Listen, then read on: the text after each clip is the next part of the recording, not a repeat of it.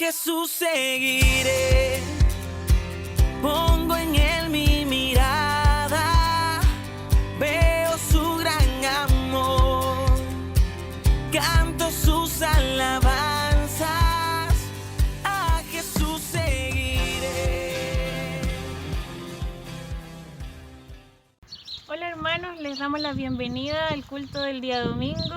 Hoy es el primer domingo del mes de noviembre y con Juan Andrés les saludamos. Estamos muy agradecidos de poder compartir con ustedes el culto del día de hoy. Queremos comenzar con un versículo leyéndoles el Salmo 34 que dice así: Bendeciré a Jehová en todo tiempo, su alabanza estará de continuo en mi boca. En Jehová se gloriará mi alma, lo oirán los mansos y se alegrarán. Engrandeced a Jehová conmigo y exaltemos aún a su nombre. Busqué a Jehová y él me oyó y me libró de todos mis temores. Los que miraron a él fueron alumbrados y sus rostros no fueron avergonzados. Este pobre clamó y le oyó Jehová y lo libró de todas sus angustias. El ángel de Jehová acampa alrededor de los que le temen y los defiende. Gustad y ved que es bueno Jehová. Dichoso el hombre que confía en él. Temed a Jehová vosotros sus santos, pues nada falta a los que le temen. Los leoncillos necesitan y tienen hambre, pero los que buscan a Jehová no tendrán falta de ningún bien.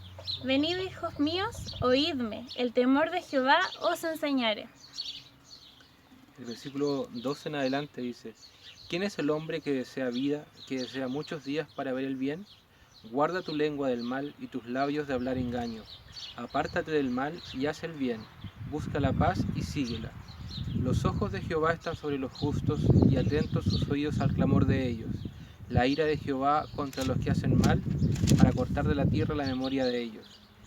Claman los justos y Jehová oye, y los libra de todas sus angustias. Cercano está Jehová a los quebrantados de corazón, y salva a los contritos de espíritu. Muchas son las aflicciones del justo, pero de todas ellas le librará Jehová. Él guarda todos sus huesos, ni uno de ellos será quebrantado. Matará al malo la maldad, y los que aborrecen al justo serán condenados. Jehová redime el alma de sus siervos, y no serán condenados cuando en él confían. Amén. Bueno, damos gracias al Señor y ahora vamos a orar dando gracias, porque en este último tiempo estamos amando este versículo que dice: engrandeced a Jehová conmigo y exaltemos aún a su nombre. Que en el culto del día de hoy pueda ser ese el corazón que cada uno de nosotros tengamos, que unidos podamos engrandecer el nombre del Señor. Padre, te damos gracias en esta hora por el tiempo que tú nos das de poder guardar un espacio para poder buscar tu rostro, para poder adorarte, para poder alabarte y bendecir tu nombre. Te pedimos que puedas bendecir cada uno de los hogares que va a estar buscando y deseando ese tiempo contigo y buscando tener la comunión entre hermanos a la distancia. Te pedimos, Señor, que tú nos ayudes a poder verte reflejado en cada una de las cosas que este versículo dice, en la justicia, en la paz, que nosotros podamos deleitarnos en eso. Te pedimos que nos bendiga, Señor, en el nombre de Jesús. Amén. Hermanos, en Hebreos 11 se nos dice que nosotros caminamos por fe. Andamos en este mundo confiando en las promesas de nuestro Dios. Es por esto que quiero enseñarles a ustedes una alabanza que lleva por título Por Fe y justamente expone el caminar de muchos cristianos y también el nuestro. Así que le animo a que pueda meditar y aprender esta alabanza junto conmigo.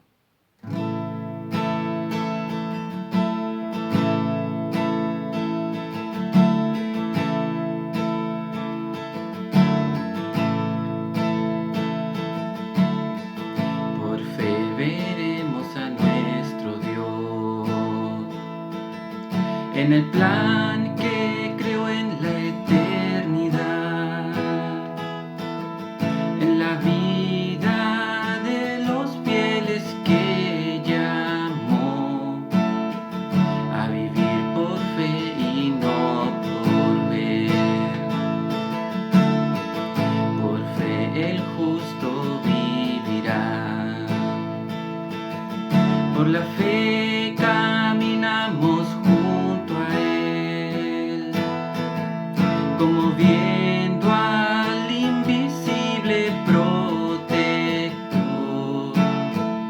Vivir por fe y no por ver.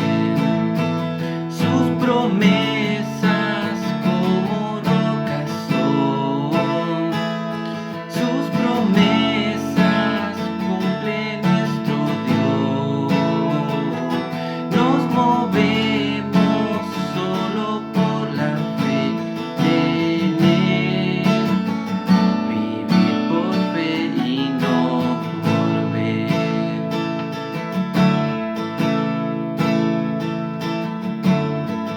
Por fe profetas hablaron fiel. Por la fe proclamaron la verdad del Mesías prometido en Edén, el que la muerte venció en la cruz. Por fe la iglesia se moverá con poder del Espíritu de Dios, y las huestes del infierno no podrán dañar la obra de nuestro Dios. Sus promesas como rocas son. Sus promesas cumple nuestro Dios. Nos movemos solo por la fe en Él. Vivir por fe y no por ver.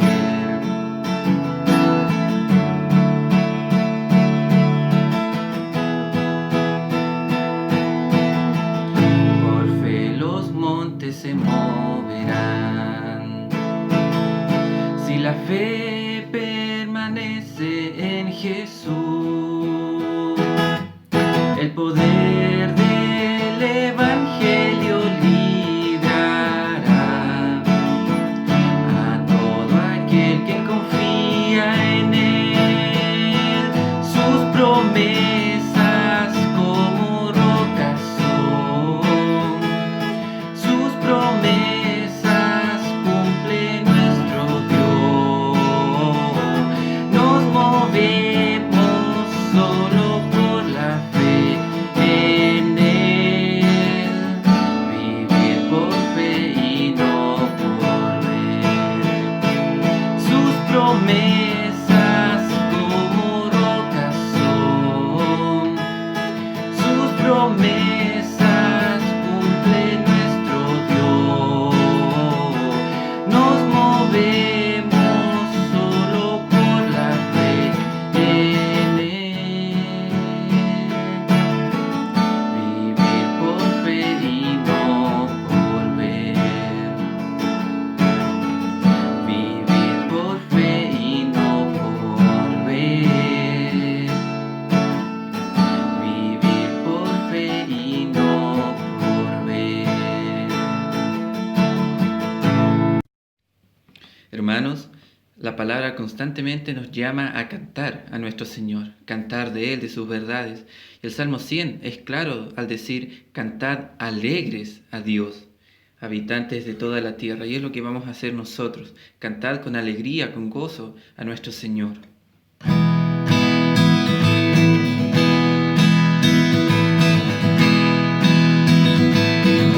Cantad alegres a Dios, habitantes de la tierra, glorificad al Creador,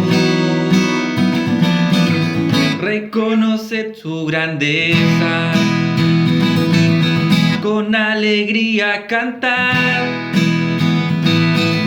de su poder y su gloria. Servidle con regocijo, pues nos ha hecho sus hijos. Te damos alabanza, Señor.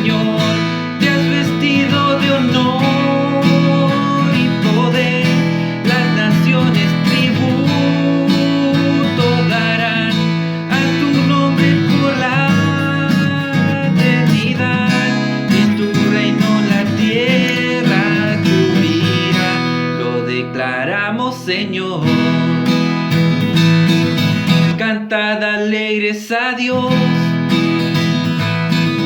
habitantes de la tierra, glorificad al Creador, reconoced su grandeza, con alegría cantad de su poder y su gloria, sedile con regocijo, pues nos ha hecho sus hijos. Te damos alabanza, Señor, te has vestido de honor y poder, las naciones tributo darán a tu nombre por la eternidad, y tu reino la tierra cubrirá. Lo declaramos, Señor. Te damos alabanza,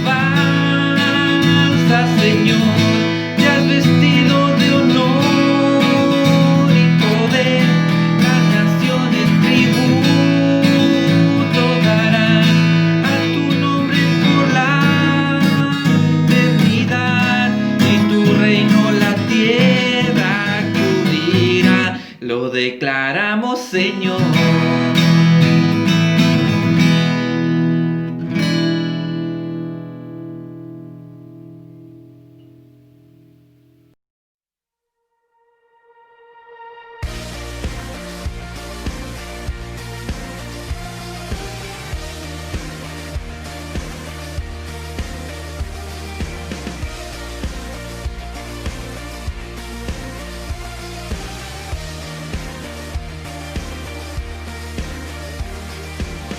Quien rompe el poder del pecado, su amor es fuerte y poderoso, el Rey de gloria, el Rey de majestad.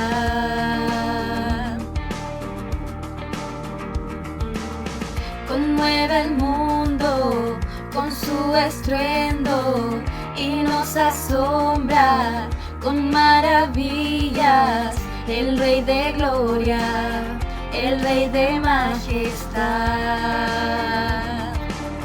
Gracias sublimes, perfecto es su amor. Tomaste mi lugar, cargaste tú mi cruz, tu vida diste ahí. Y ahora libre soy.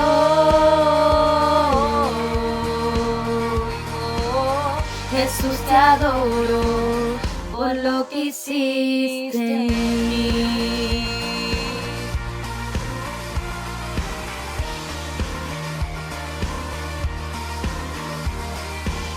Pusiste en orden todo el caos, nos adoptaste como tus hijos, el Rey de gloria, el Rey de majestad, el que gobierna con su justicia y resplandece con su belleza, el Rey de gloria, el Rey de majestad. Gracias sublimes, perfecto es tu amor.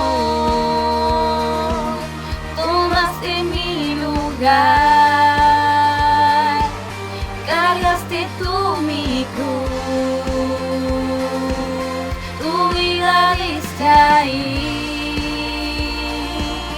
Y ahora libre soy. Oh, Jesús, te adoro por lo que hiciste en mí. Digno es el Cordero de Dios, digno es el Rey que la muerte venció. Digno es el Cordero de Dios, Digno es el Rey que en la muerte venció. Digno es el Cordero de Dios. Digno es el Rey que en la muerte venció. Digno es el Cordero de Dios. Digno, digno, digno. Gracias sublime es. Perfecto es su amor. Tomaste mi lugar. Cargaste tú mi cruz. Tu vida diste ahí. Y ahora libre soy.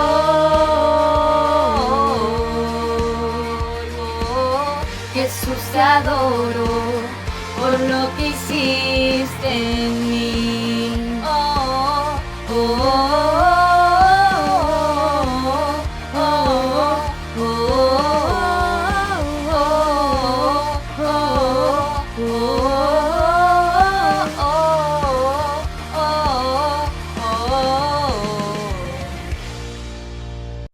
Bendiciones, qué bueno verles nuevamente, estar compartiendo juntos este tiempo. Y en esta ocasión vamos a comenzar o vamos a retomar lo que hemos venido conversando ya hace varias semanas, estas características que hemos buscado de los discípulos de Cristo, de los seguidores. La semana recién pasada miramos una hermosa figura presentada ahí en Lucas, el día en que el Señor llamó a los apóstoles, a los 12, ¿no es cierto? La noche del encuentro personal con Cristo, la mañana del tiempo de comunidad, de familia, y la tarde que nos habla de cumplir nuestra misión en medio de la población y de la humanidad. En todos estos casos, el común denominador que mueve la vida de un verdadero discípulo es el amor. Amor, ya vimos algo de este concepto hace 2 semanas aproximadamente cuando hablamos de Pedro y sus buenas intenciones, alejadas del propósito de Dios, que nos habló de amor servicial, de entrega, y él dijo que la labor de verdad que teníamos que tener era amarnos y amarlo a Él por sobre todas las cosas. Hoy, mis amados hermanos, les quiero invitar a mirar el relato de Apocalipsis, el mensaje del ángel a las 7 iglesias. Especialmente quiero mirar el mensaje a la iglesia en Éfeso. Siempre hacemos una lectura que tiene que ver con acontecimientos futuros o tal vez históricos que ocurrieron solo en esa iglesia, y sin embargo hoy quiero invitarles a mirar o a darle una relectura a este texto. Le quiero invitarle a que le demos una lectura más bien pastoral, la lectura de un seguidor de Cristo que encuentra en el relato bíblico espejo para mirar su propia vida. Quiero invitarle a que leamos Apocalipsis capítulo 2, versículo del 1 al 7, el mensaje, ¿no es cierto?, a la iglesia de Éfeso. Dice así la palabra del Señor. Escribe el ángel de la iglesia en Éfeso, el que tiene las 7 estrellas en su diestra, el que anda en medio de los 7 candeleros de oro, dice esto: Yo conozco tus obras y tu arduo trabajo y paciencia, y que no puedes soportar a los malos, y has probado a los que se dicen ser apóstoles y no lo son, y los has hallado mentirosos. Y has sufrido, y has tenido paciencia, y has trabajado arduamente por amor de mi nombre, y no has desmayado. Pero tengo contra ti que has dejado tu primer amor. Recuerda, por tanto, de dónde has caído, arrepiéntete y haz las primeras obras, pues si no, vendré pronto a ti y quitaré tu candelero de su lugar si no te hubieras arrepentido. Pero tienes esto, que aborreces la obra de los nicolaítas, las cuales yo también aborrezco. El que tiene oídos, oiga lo que el Espíritu dice a la iglesia. Al que venciere, le daré a comer del árbol de la vida, el cual está en medio del paraíso de Dios. Mire qué interesante y qué hermoso este relato, y hay varias cosas que podemos mirar desde el relato de lo que nos está acompañando. No me detendré en este día a hacer un análisis ni del libro de Apocalipsis, ni de los mensajes a todas las iglesias, aunque de una u otra manera los mensajes están interrelacionados, ni las interpretaciones bíblicas de lo que pudiera o no significar este mensaje y los demás mensajes a los a las iglesias o cómo se inserta esto en el contexto de todo el relato del Apocalipsis. Solamente me voy a someter al mensaje, a las palabras dichas para que nos puedan servir a nosotros como espejo. Lo primero que encontramos, ¿no es cierto?, a partir del capítulo 2, ¿no es cierto?, y que es común en este tiempo, en este relato, digamos, en estos relatos de aquí a las iglesias, que es poder hablar de las alabanzas, hablarles cosas buenas, de las cosas que habían hecho. Y veamos qué cosas había hecho la iglesia de Éfeso, que son interesantes de ver. Primero dice, yo conozco tus obras, y luego dice, tu arduo trabajo. Esta es la primera gran característica. Ellos habían tenido que hacer un gran trabajo, llegando a estar exhaustos de todo lo que estaban haciendo para enfrentar a los falsos apóstoles. Esto les había llevado a agotar todas sus reservas de energía seguramente. Luchar contra ellos les había exigido tal concentración mental que había acabado absolutamente con todas sus fuerzas. Luego, otra característica de esta iglesia positiva es que era una iglesia paciente. Dice, yo conozco tu paciencia. No se trata de la simple resignación que acepta lo que venga y agacha la cabeza sin oponer resistencia, sino más bien yo creo que el texto nos está hablando es que es una actitud valerosa que acepta el sufrimiento y las pérdidas sin hundirse ni abandonar la tarea. Otra característica que podemos mirar ahí en el mismo versículo 2 dice que no puedes soportar a los malos. Expresa el celo de los efesios en el cuidado de la disciplina al interior de la iglesia. Y luego dice, y has probado a los que se dicen ser apóstoles y no lo son, y los has hallado mentirosos, en la última parte del versículo 2. No eran crédulos los hermanos de Éfeso, sino que por el contrario probaban a aquellos que llegaban hasta ahí, hasta donde estaban ellos, ¿no es cierto?, llamándose o queriéndose llamar apóstoles. Esto implica que conocían bien la sana doctrina y esto les permitía diferenciar los errores que se pudieran cometer. Si seguimos leyendo el versículo 3, mire, ya llevamos varias cosas positivas en la iglesia. Era una iglesia que tenía un arduo trabajo, que tenía obras que presentar, que era paciente en el sentido no de resignación, sino de no hundirse en las situaciones difíciles, que no soportaba a los malos, una iglesia disciplinada, que probaba a los apóstoles y los a que había hallado mentirosos, obviamente los enrostraba. Versículo 3 nos sigue hablando de las cosas positivas de la iglesia en Éfeso. Y dice, y has sufrido, y has tenido paciencia, y has trabajado arduamente por amor de mi nombre, y no has desmayado. Fíjese todo lo que dice el versículo 3 del capítulo 2 de Apocalipsis. Es decir, Éfeso era una iglesia que había tenido, que había experimentado, ¿no es cierto?, y había sufrido y había trabajado arduamente y que no había desmayado. En toda esta lucha los cristianos en Éfeso se habían mostrado trabajadores, incansables, a quienes las dificultades no las habían hecho desmayar, ni su celo por el Señor los había llevado atrás. ¿Sí? Es interesante que no podían soportar definitivamente a los malos. Esa figura es interesante. Una vez que un impostor era puesto al descubierto, mostraban absoluto rechazo por él. Ellos estaban muy claritos de lo que tenían que hacer y lo hacían perfectamente. De verdad, si miráramos solamente esto de la iglesia de Éfeso, podríamos decir que es una iglesia casi perfecta, que los cristianos que militaban en esa congregación, que estaban en esa iglesia, eran hombres y mujeres absolutamente comprometidos con el mensaje, con la sana doctrina, con las experiencias espirituales, ¿no es cierto?, profundas que tenían, que les permitía, aún en el sufrimiento, poder seguir adelante y soportar las pruebas. Realmente se la habían jugado por el Evangelio. La doctrina y las falsas enseñanzas y los maestros los habían podido reprobar cuando habían llegado hasta el seno de la congregación. Pero, versículo 4, es interesante. Todo esto me parece bien, pero, dice, Sin embargo, todo lo que los cristianos de Éfeso estaban haciendo bien no los excusaba de lo que estaban haciendo mal.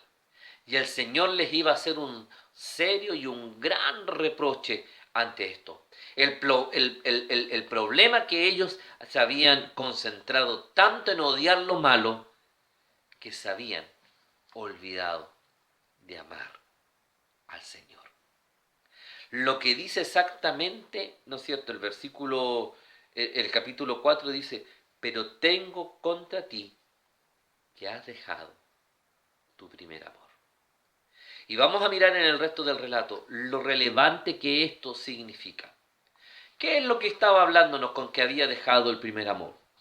Hay muchas explicaciones y usted va a encontrar en la literatura, en los comentarios bíblicos y depende del autor que a usted le guste seguir, seguramente va a encontrar diferentes explicaciones de lo que era el primer amor. Tal vez se refería al entusiasmo que tenían cuando descubrieron a Cristo y se convirtieron al Señor. A eso hoy día le llamamos el primer amor en el lenguaje popular, ¿no es cierto? Le llamamos a ese entusiasmo que teníamos en un comienzo. Quizás con el paso del tiempo la primera generación de creyentes había muerto y los nuevos convertidos, ¿no es cierto?, ya no tenían ni el mismo celo por las cosas de Dios. Podríamos pensar que tal vez que muchos eran hijos de creyentes que, comillas, y pues escucha aquí la similitud, se habían criado, ¿no es cierto?, en la iglesia y habían llegado a asumir el evangelio sin tener una experiencia de conversión auténtica al Señor. Tal vez en lo que estaba diciendo el ángel a la iglesia en Éfeso también podría referirse a que ya no se amaban entre ellos como lo habían hecho antes, y no es cierto, y como era una característica de la iglesia en Éfeso, o que no amaban las almas perdidas, ni se preocupaban por predicar el evangelio. Todas estas posibilidades están claramente, usted puede interpretar esta palabra del primer amor de esta forma, y no estaría mal. Pero mirando todo el contexto del pasaje y aún de todo el libro, ¿no es cierto?, debemos recordar lo que Jesús respondió cuando le preguntaron a él cuál era el mayor y principal mandamiento, que lo vimos en semanas pasadas. Él dijo, amarás al Señor tu Dios con todo tu corazón y con toda tu alma y con toda tu mente. Este es el primero y más grande mandamiento, en Mateo 22, capítulo 22, versículos 37 y 38. Probablemente a lo que se refiere el texto del Apocalipsis cuando dice que habían dejado el primer amor, más bien es que habían dejado, creo yo, de amar a Dios por encima de todas las cosas. Fijémonos que no dice que habían dejado de amar, sino que habían dejado su primer amor. En el verso 3 dice, has trabajado arduamente por amor de mi nombre, pero has dejado tu primer amor. Su amor por el Señor había quedado relegado a una segunda posición. Ya no era lo más importante en sus vidas. Ya no era lo más relevante para ellos. Para la gente de la iglesia de Éfeso estaban tan metidos en las experiencias que estaban teniendo, en la paciencia que estaban cultivando, en cuidar la sana doctrina, que se habían olvidado de amar al Señor de la sana doctrina. ¿Sí? ¿Y cuáles pudieron ser las causas de esta situación?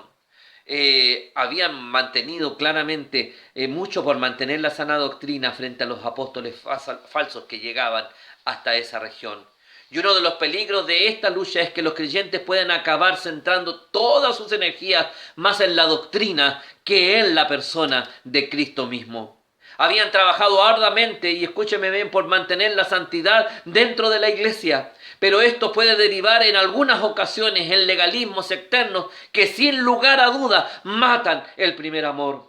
El mucho trabajo y tensión que genera estar constantemente pendiente de personas impías que se introducen en la iglesia o que bombardean a la iglesia con la intención de hacerle daño, puede quitarnos, amados hermanos, cuidado con esto, puede quitarnos el tiempo y el deleite de estar a solas con el Señor. Estamos tan preocupados de estar examinando todo lo que llega, todo lo que viene, que nos quita ese mismo tiempo para estar a solas con nuestro Padre Celestial. Hay que aprender a mirar dónde están nuestras prioridades, como ministros, como hijos, como discípulos de Cristo, como seguidores de Él. Veamos algunos, creo yo, de los síntomas. Esto lo encontré en un material que estuve revisando y que me pareció muy interesante. ¿Cómo se puede, o los síntomas que nos hablan o que nos señalan de que se ha perdido el primer amor? Veamos algunas cosas. Primero, lo que primero se puede ver es que la vitalidad espiritual, que es el fruto de una comunión viva con el Señor, es reemplazada por rutinas eclesiásticas, ortodoxas, dogmáticas. Es que esto se hace así, es que esta es la manera correcta, es que el culto tiene que ser a las 6 de la tarde o a las 11 de la mañana, o si no, no es culto. ¿Sí? Estamos tan preocupados de esas cosas y hemos perdido la vitalidad de una comunión, una vitalidad espiritual, de una comunión personal e íntima con el Señor. Hemos perdido seguramente la espontaneidad y la frescura espiritual y la hemos sustituido por frases aprendidas. Y peor aún, hemos solo aprendido frases de memoria y no expresan ninguna de ellas el sentir verdadero de nuestro corazón. ¿Se ha fijado que nosotros hablamos en evangélico? ¿Sí? Es como una manera especial, usamos incluso una manera de ver los verbos, por ejemplo, de una manera muy, muy nuestra. Y usamos una serie de expresiones que son solo nuestras y que las hemos aprendido, pero que no necesariamente reflejan el sentir más profundo de nuestro corazón. Hay una pérdida, sin lugar a dudas, del gozo de servir al Señor. La vida de iglesia se convierte en algo monótono, mecánico, aburrido, carente de interés, y ya no es lo mismo. Venimos a todas las actividades y ya parece que me da exactamente lo mismo. ¿Sabe qué nos pasa un poco con lo que estamos viviendo en el día de hoy? Y esto refleja nuestra espiritualidad. Cuando de pronto en este tiempo hemos tenido que acostumbrarnos a vivir nuestra experiencia de adoración comunitaria a través de este video simplemente, entonces ya a algunos no les gusta y les cansa, olvidándose que lo primordial y la frescura no está en mirar el video precisamente, sino que en lo que yo estoy llevando delante del Señor, porque yo soy iglesia delante de Dios.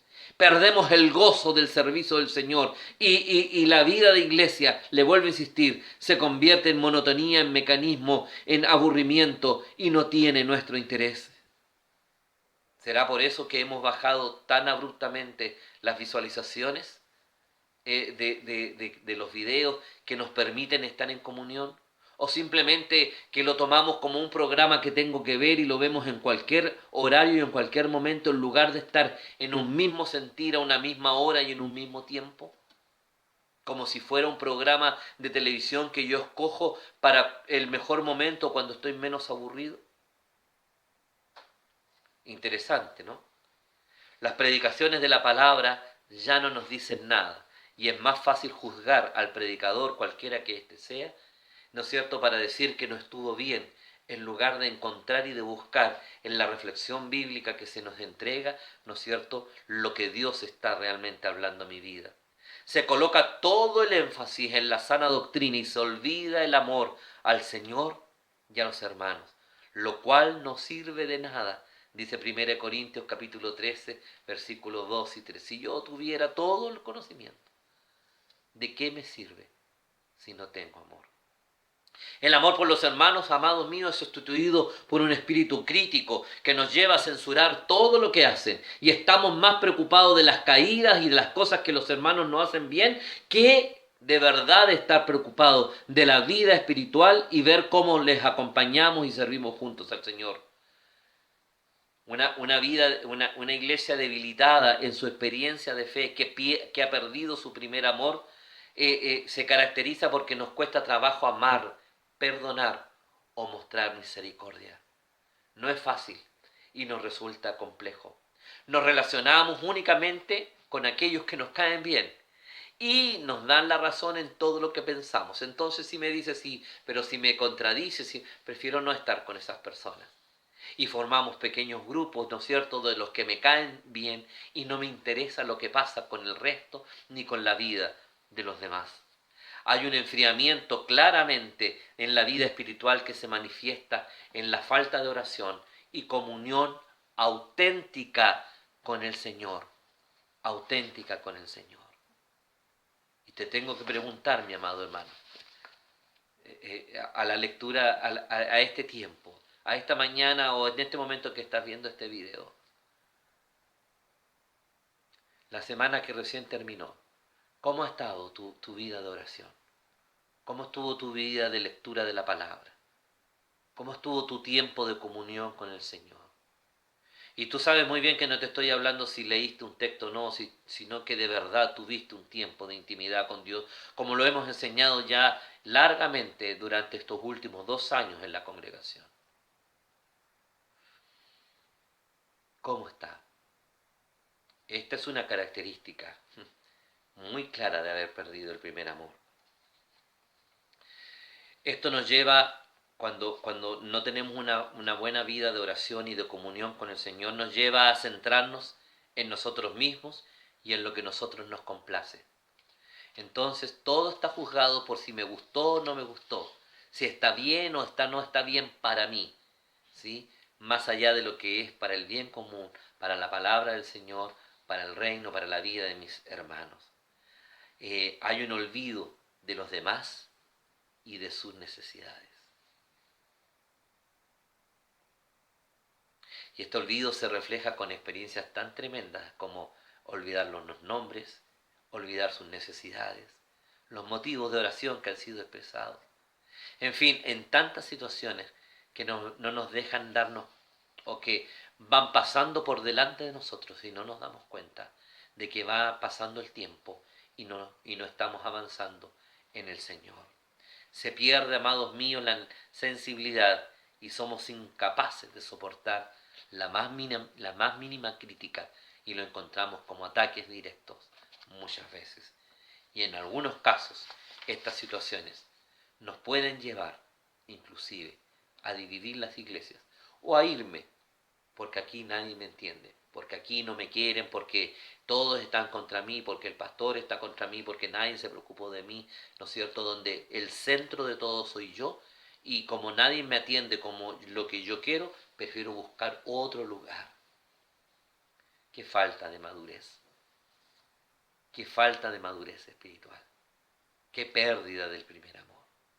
Pero ¿qué dice el texto? No nos quedemos en lo triste y en lo amargo del texto, sino que el verso 5 dice, recuerda, por tanto, de dónde has caído y arrepiéntete y haz las primeras obras. Entonces le dice, tengo algo contra ti. Mira, tienes todo esto bueno, pero hay una cosa que has perdido, es el primer amor. Y te reclamo, te invito a una palabra de arrepentimiento. ¿Ya? En primer lugar le hace un llamamiento al arrepentimiento y a continuación le advierte de las consecuencias que van a tener si la iglesia no obedecía. Versículo 5, ¿no es cierto? Arrepiéntete y haz las primeras obras. Pues si no lo haces, vendré pronto a ti, quitaré tu candelero de su lugar si no te hubieres arrepentido. La primera cosa, mira, hay 3 pasos que están claramente ahí determinados. Primero, dice, recuerda de dónde has caído. Debes recordar el primer estado, dónde estabas, ¿sí? Donde el primer paso para llegar al arrepentimiento, amados míos, es darnos cuenta de que hemos perdido algo. Y para ello es útil recordar dónde estábamos, quiénes éramos, ¿no es cierto?, en algún momento determinado. Quizás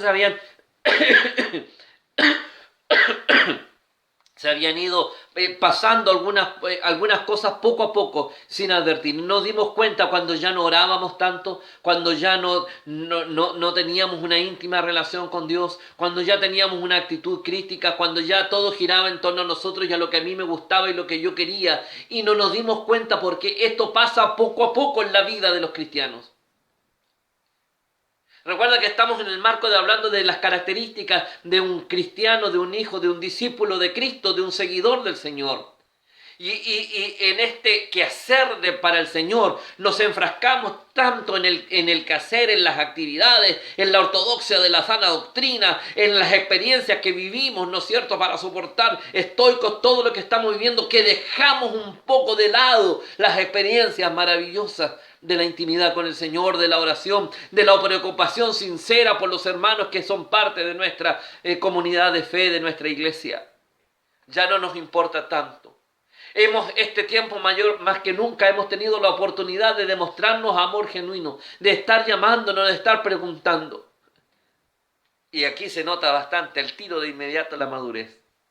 De aquellos que reclaman porque nadie los ha llamado y de aquellos que toman la iniciativa para mostrar amor llamando a los demás o comunicándose. Ciertamente es claro. Hermano amado, dejamos de hacer poco a poco las cosas y nos enfrascamos en una vida de recuerdos. Yo antes hacía esto, yo antes hacía esto otro, pero lo hemos dejado como iniciativa, como experiencia personal. Todavía está en la memoria nuestra el íntimo compañerismo que habíamos disfrutado en el pasado con Dios y con los hermanos. Y quiero decirte, mi amado hermano, que esto no tiene que ver necesariamente con los primeros días en que tú te convertiste al Señor. Esto tiene que ver con algún momento de tu vida cristiana, cuando tú comenzaste a dejar o a deslizar algunas situaciones, cuando no te diste cuenta que aquellas situaciones estaban alrededor de tu vida. Lo segundo que nos habla el texto sagrado en el versículo 5 dice, recuerda el lugar y arrepiéntete. El arrepentimiento es vital. ¿Se acuerda lo que hemos dicho durante estos últimos años? Que lo he puesto como la pauta de mi visión ministerial y pastoral. Hay que volverse al Señor, hay que buscar el rostro del Señor y hay que escuchar la voz del Señor. Esto es la parte del arrepentimiento, siempre va a estar en este volvernos al Señor. Cuando me doy cuenta que en mi caminar como hijo de Dios me he dejado cosas en el camino y necesito volverme al Señor y tomarme de la mano de mi Padre Celestial para no alejarme de Él. Es necesario arrepentirnos, mis amados hermanos, de nuestro pecado, de nuestra caída, de nuestra indolencia. Esto implicaría una terminante ruptura con el mal que nos lleva a las primeras, que nos alejó de las primeras obras. De nada sirve reconocer el problema si no nos hacemos cargo concretamente de lo que está pasando. No podemos vivir de los recuerdos de lo que yo hacía y de cómo era antes mi vida, ¿no es cierto? Si no me hago cargo de esa experiencia y digo, sí, de verdad yo era antes un hombre o una mujer de oración y entonces me arrepiento de no haberlo hecho ahora y que voy a volver, voy a reordenar mi vida, mi agenda en torno a ese tiempo. Yo era alguien que mostraba afectos verdaderos a toda la iglesia y a toda la comunidad de fe y ahora voy a volver a tenerlo. Lo había dejado esas cosas de parte. Pensé que eran responsabilidades de quienes tenían algún cargo en la congregación, o simplemente sentí que yo no tenía que hacernos más, o simplemente me cansé y esperé que otros lo hicieran porque siempre lo hacía yo. Y ahí entonces me di cuenta que dejé de amar como el Señor quiere que amemos y lo convertí en una práctica ortodoxa, dogmática, que cansaba mi vida y mi quehacer, pero que no me llevaba a ninguna parte de manera concreta. El arrepentimiento es claramente el primer paso en la dirección correcta que el Señor nos demanda. Y luego el Señor nos reclama en el mismo capítulo, versículo 5, haz las primeras obras. Debemos cambiar. El arrepentimiento que no nos conduce a un cambio de vida no es un arrepentimiento auténtico. No falta, me arrepiento tanto de todo lo que no he hecho, pero no voy a hacer nada por volver a ese primer tiempo. Tenemos la oportunidad maravillosa de volver a las primeras obras. Recuerda cuando hayas dejado. Mira, no importa si tú te sabes todas las doctrinas, si te sabes todos los principios bautistas y te gusta ponerlos por delante. No importa si has tenido experiencias maravillosas o si eres un tremendo trabajador. Pero cuidado, si todo esto te ha alejado de la más íntima y perfecta comunión con Dios. ¿Sabe lo que nos dice el texto sagrado? Que es posible alejarse de la comunión con Dios, aún haciendo todas estas cosas.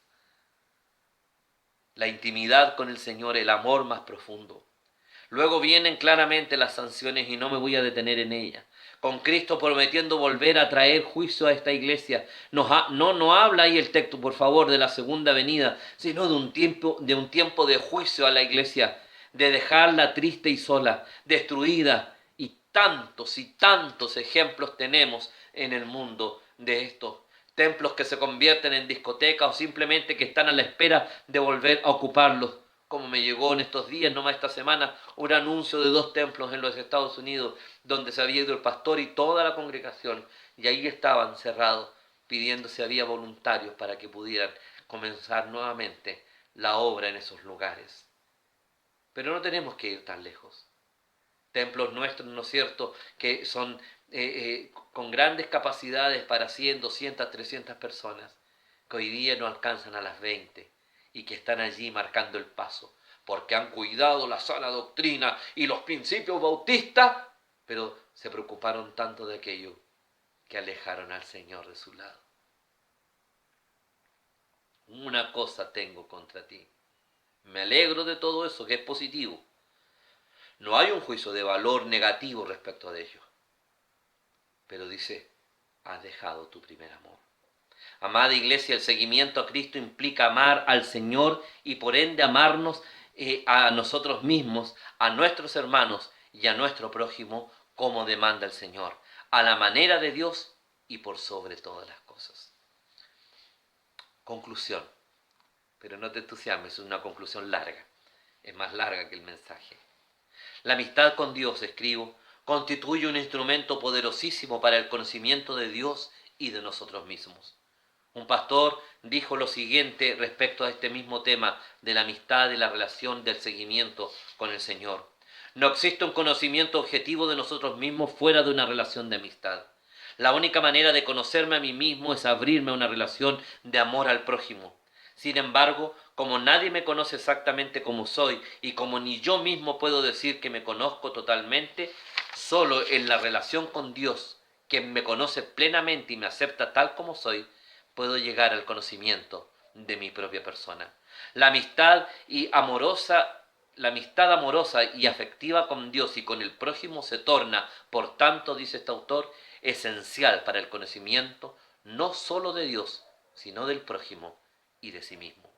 Amados míos y amada iglesia, en la Biblia nuestro amor a Dios se establece a partir del amor que le tenemos al prójimo, según nos dice 1 Juan capítulo 4, versículo 20. En Éfeso tiene sobre sí un juicio, amada iglesia. No era un juicio doctrinal ni teológico, pues era una iglesia doctrinalmente correcta. Tampoco era un juicio sobre sus obras o sobre su misión, pues era una iglesia tremendamente trabajadora. Tampoco era un juicio sobre sus experiencias espirituales, pues él experimentó la gracia de servir al Señor aún en medio de las tribulaciones.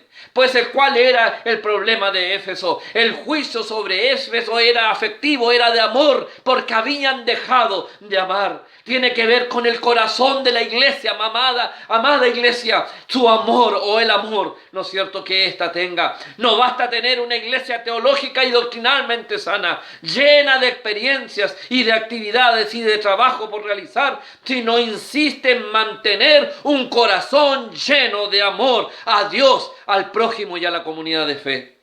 La reconquista de este primer amor debe ser el objetivo de la espiritualidad cristiana que nos mueve día a día en todo cuanto realizamos.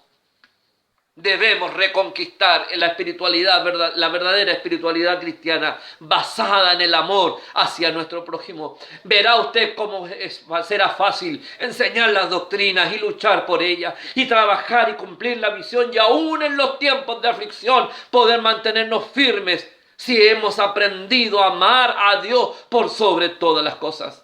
Es solamente en la relación de afecto con Dios que tenemos un vínculo personal con el Señor. Una relación con Dios que sea solo teológica o doctrinal o que se interesa solo en las experiencias y el trabajo nos hace comprometer el carácter personal de Dios, íntimo de afectos con Dios, que es el que nosotros debemos tener.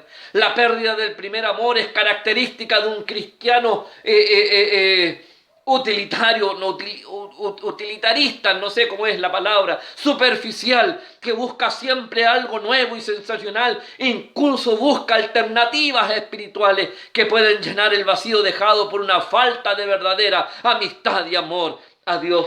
Los libros más vendidos entre nosotros los evangélicos son los que yo les llamo los recetarios. 7 formas de orar, 10 maneras de servir a Dios, 5 maneras de ganar a otro, 3 formas para que tu iglesia crezca. Todos ejemplos de reemplazar una verdadera relación de amor y de amistad con el Señor, pero que no nos llevarán a ninguna parte, porque la clave de todo siempre estará en la manera en que amamos a Dios y amamos a nuestro prójimo y a su iglesia.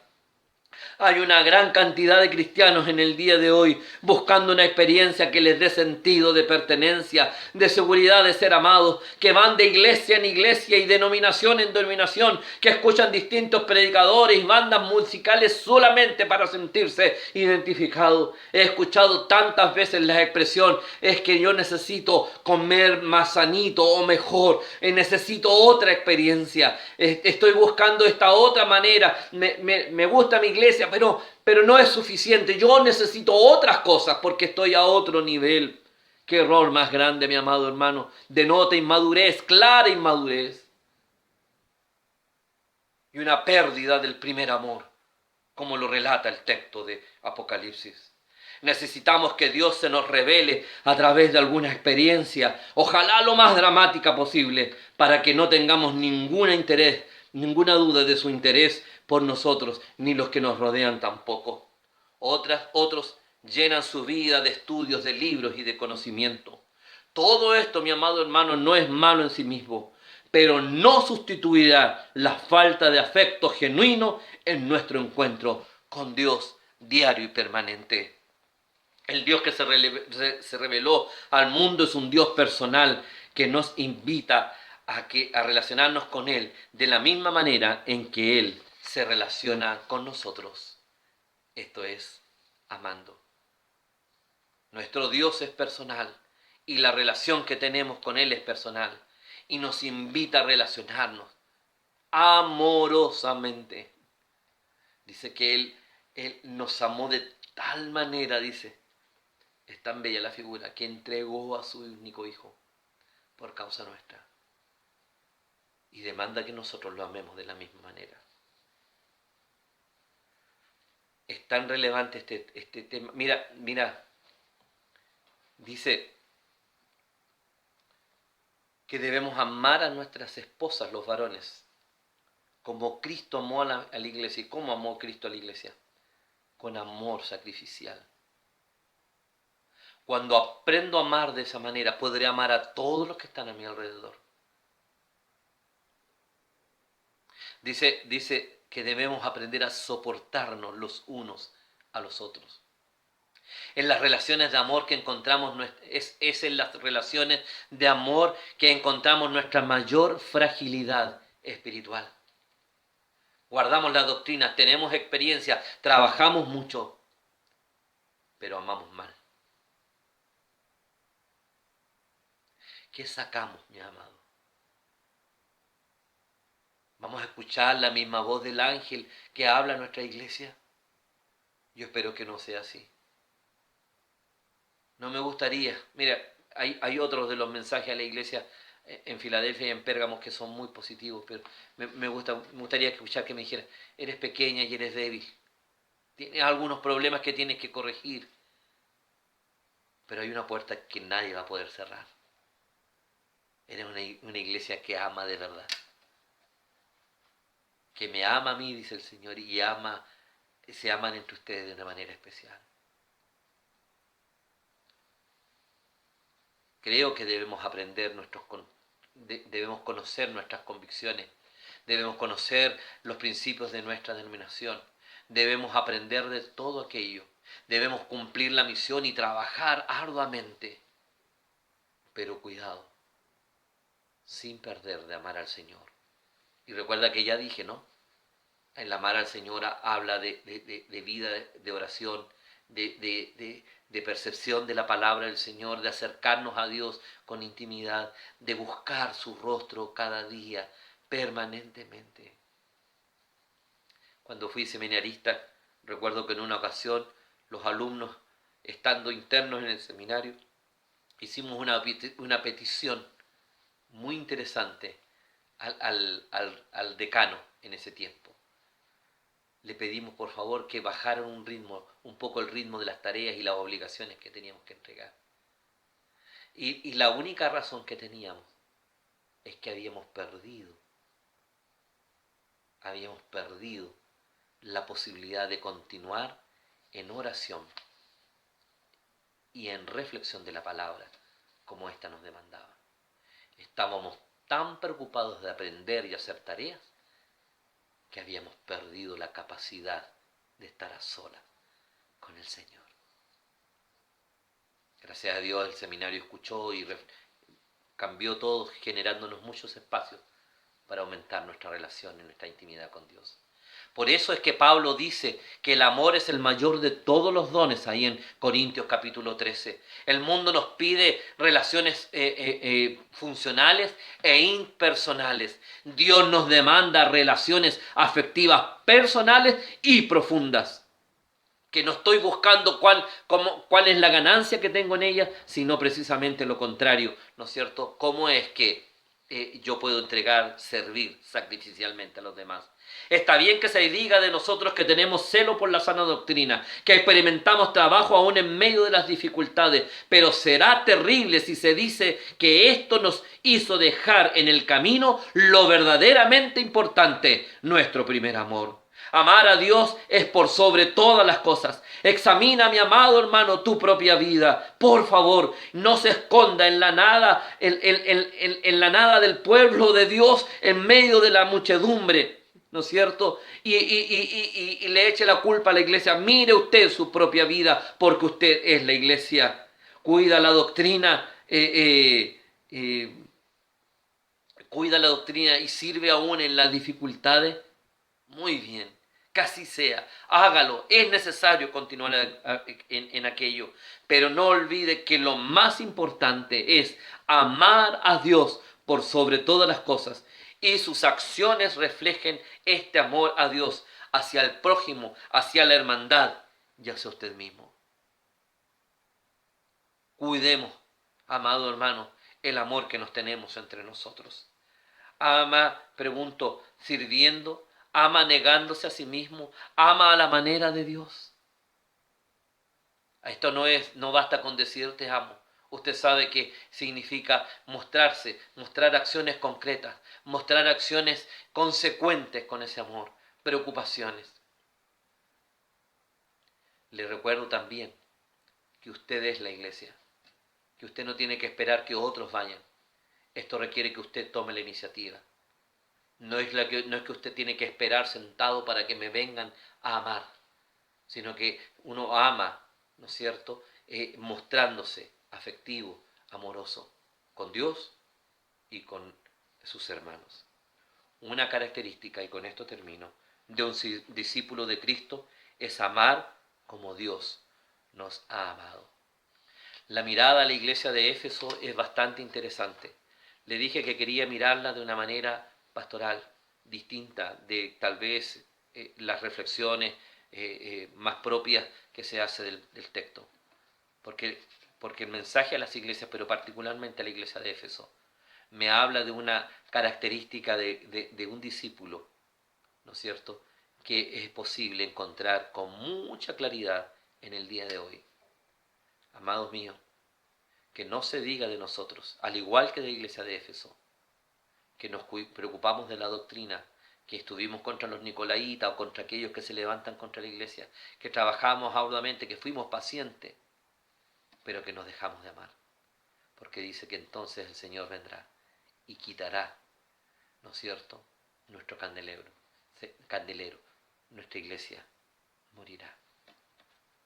Yo no quiero que nuestra iglesia muera.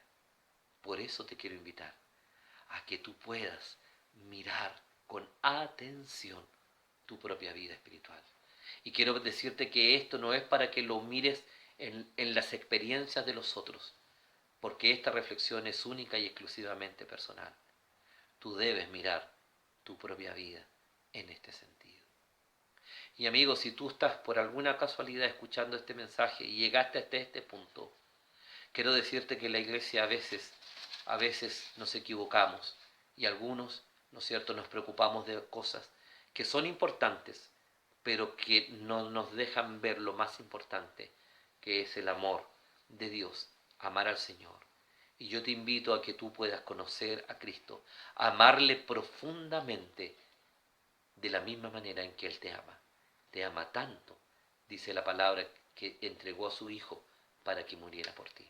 Cristo murió por ti, por puro amor, y te invita a que lo ames de la misma manera, entregando tu vida a Él, en arrepentimiento de pecado y convicción de vida nueva. Que Dios nos pueda bendecir, amados míos. Que el Señor esté a nuestro lado y que nos haga reflexionar para que como discípulos de Cristo amemos al Señor como Él merece ser amado. Y esto sea lo que mueva nuestras vidas, nuestras acciones, nuestro estudio de la palabra, nuestra doctrina, nuestro quehacer diario. Solamente por amor al Señor, en una experiencia personal e íntima con Dios. No dejes de estar en comunión, no dejes de orar, no dejes la lectura de la palabra, no dejes todo aquello que te lleva delante del Señor. Un abrazo fraterno, muchas bendiciones a cada uno de ustedes. Amén.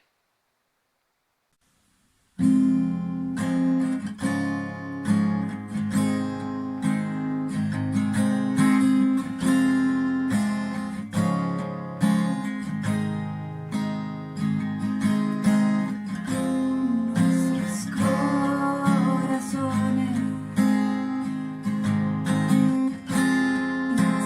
insaciables son.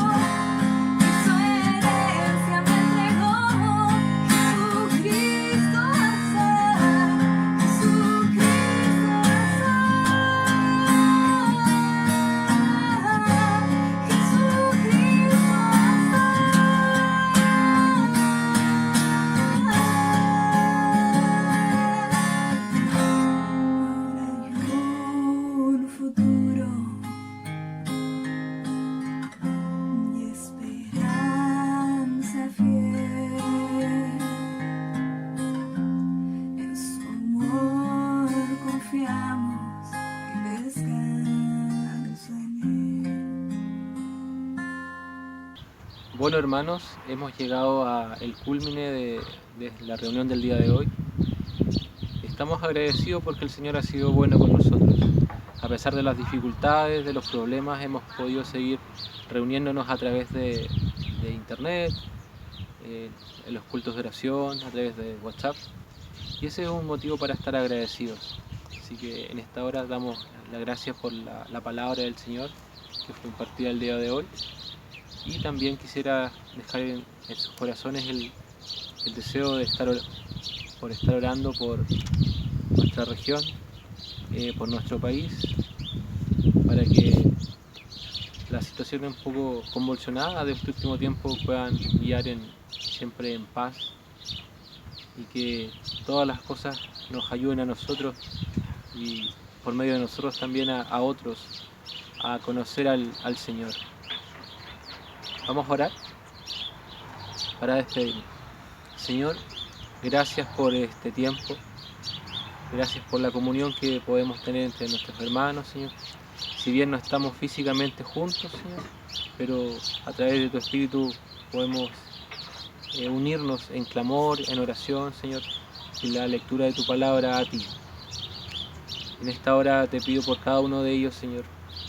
Ayúdanos en esta semana. Guíanos, Señor, en nuestros diferentes quehaceres, Señor. Y danos tranquilidad, danos paz en medio de la cuarentena, Señor, en medio de esta enfermedad, Señor. Y quédate con nosotros, Señor. Te damos gracias por tu provisión constante, por tu gran amor y porque tú eres nuestro Dios, Señor. Gracias por la palabra y por la reunión del día de hoy.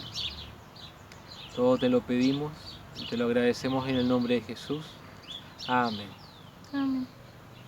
Los queremos mucho, hermanos. Que el Señor les bendiga mucho. Chao, que tengan buena semana igual. Bendiciones. A Jesús seguiré.